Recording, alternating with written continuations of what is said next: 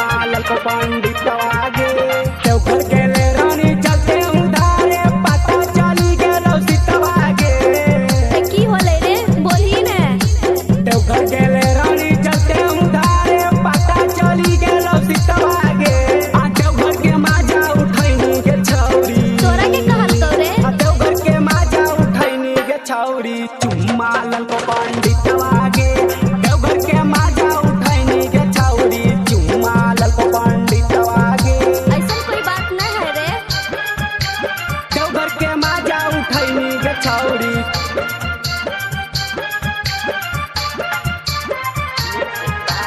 चुम्मा ललको पंडित आगे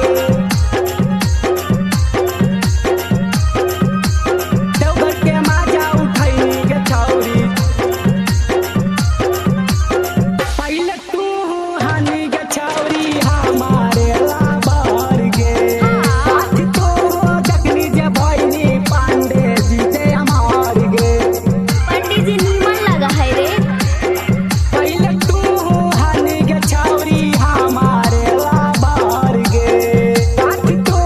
जखनी जे भइनी पांडे जी से हमार गे हमरा बारे में नहीं सोचनी के छौरी कहै छी तो हमरा मितवा गे हमरा बारे में नहीं सोचनी के छौरी कहै छी तो हमरा मितवा गे अच्छा। देवघर के माजा उठैनी के छौरी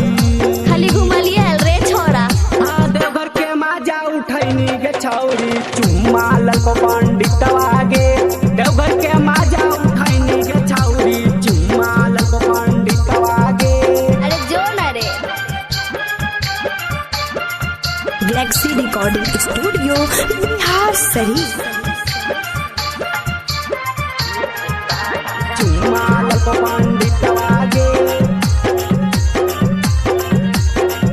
देवघर के माजा उठैनी के छौरी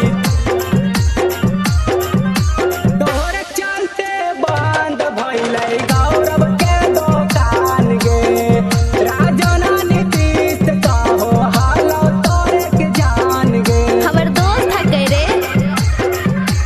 तोरे चलते बंद भइलै गौरव के दुकान गे हाय तोरा जनीश पांडे कहो हेलो जान गे कौन करे गईनी पकड़ के आईनी हमरा बतैल कौरी तवागे अच्छा। कौन करे गईनी पकड़ के आईनी हमरा बतैल कौरी तवागे आ देवघर के माजा उठैनी के छौरी अरे जल धारे गेलिए रे देवघर के माजा उठैनी के छौरी चुम्मा ललको पंडित